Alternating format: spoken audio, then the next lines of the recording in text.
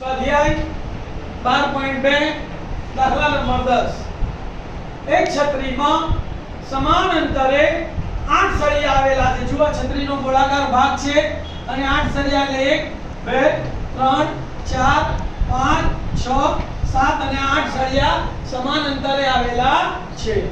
છત્રીને 45 centimetre ત્રિજ્યા વાળું સમતલીય વર્તુળ ધારતા એટલે આ વર્તુળની ત્રિજ્યા કેટલી થશે 45 સેન્ટીમીટર।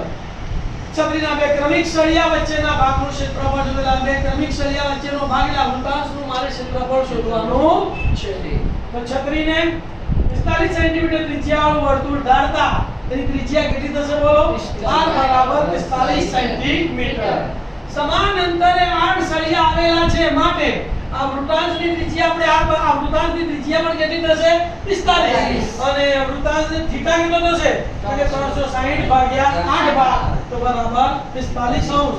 તો બે ક્રમિક સળિયા વચ્ચેના ભાગનું ક્ષેત્રફળ બરાબર વૃત્તાંશનું ક્ષેત્રફળ બરાબર થીટા છેદમાં 360 ગુણ્યા પાઈ r સ્ક્વેર। થીટાની જગ્યાએ 45 45 છેદમાં 360 ગુણ્યા પાઈ ની જગ્યાએ 22 છેદમાં r સ્ક્વેર 45 છે તો 45 ગુણ્યા 45 360 અને 2 ચોક 8 અને 2 આયા 11 તો કેટલા વધ્યા 11 ગુણ્યા 45 ગુણ્યા 45 છેદમાં 4 ગુણ્યા 7 તો 11 ગુણ્યા 45 ગુણ્યા 45 છેદમાં 4 ગુણ્યા 7 તો 11 ગુણ્યા 45 ગુણ્યા 45 કરી લે જવાબ આવે 22275 અને 7 ચોક 28 સેન્ટીમીટર નો સ્ક્વેર।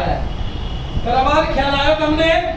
જો તમને ખ્યાલ આવ્યો હોય તો મારી ચેનલને લાઈક કરજો, સબસ્ક્રાઇબ કરજો અને તમારા મિત્રોને શેર પણ કરજો। Thank you. ઓમ નમઃ શિવાય। પરીક્ષા માટે ઓલ ધ બેસ્ટ।